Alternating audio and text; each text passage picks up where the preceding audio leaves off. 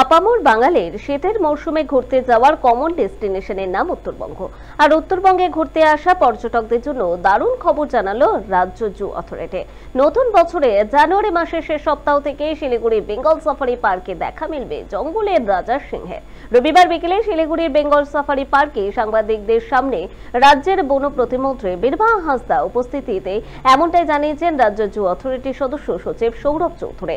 কেন্দ্রীয় জু authority of ইন্ডিয়ার তরফ থেকে সিংহ আনার ক্ষেত্রে বেঙ্গল সাফারি শিলমোহর পেতে ত্রিপুরা রাজ্য থেকে সিংহ আনার জন্য ইতিমধ্যে প্রক্রিয়া শুরু হয়ে গিয়েছে। জানা গিয়েছে আগামী মাসে ত্রিপুরা থেকে সিংহ আনার প্রক্রিয়া শুরু হয়ে যাবে। তবে জানুয়ারি মাসের শেষ সপ্তাহ থেকে পর্যটকরা এবার সিংহ সাফারি করতে পারবেন। লায়ন সাফারি হওয়ার কথা আমরা ম্যাডামকে আজকে ইনফর্ম করেছি যে আমরা সেন্ট্রাল জু অথরিটি অফ ইন্ডিয়ার অ্যাপ্রুভাল পেয়ে গেছি, অর্থাৎ লায়ন সাফারি আমাদের অ্যাপ্রুভালে চলে এসেছে। তো সিংহ তো আমাদের জানুয়ারি মাসের মধ্যে চলে আসবে, অর্থাৎ নতুন বছরে আশা রাখবো যে সাফারি শুরু হয়ে যাবে। অ্যানিমেল ট্রান্সলোকেশন তো এটা আসবে ত্রিপুরা থেকে, মানে আমাদের সিপাহীজলা যে জু রয়েছে ওখান থেকে কথাবার্তাও হয়ে গেছে, অ্যাপ্রুভাল আমরা পেয়ে গেছি। এখন অ্যানিমেল ট্রান্সলোকেশন আমাদের ওখানে অ্যানিমেলের উপর নির্ভর করে, মানে আমরা সিংহকে ওরা ওখান থেকে হ্যাবিচুয়েট করবে, ছোট কেজে ঢোকাবে। একটা আমরা লম্বা ডেট রাখি, যেমন জানুয়ারির 7 থেকে 23 অব্দি আমরা ডেট রেখেছি।